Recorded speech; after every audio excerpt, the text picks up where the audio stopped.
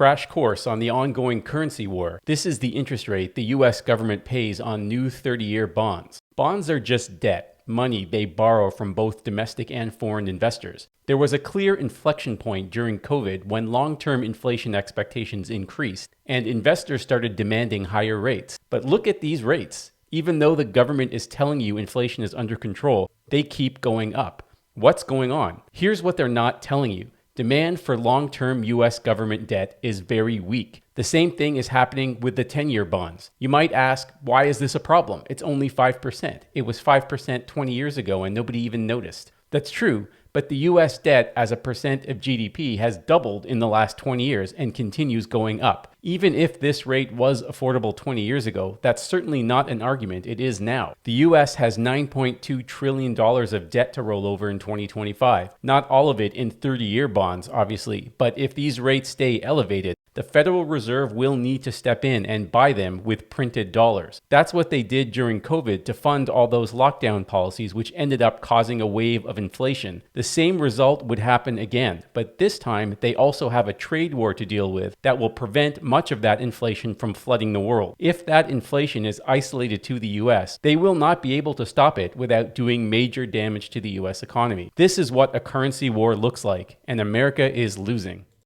Yeah, and China will lose the US market, which, as I've said, is 15%. We don't care.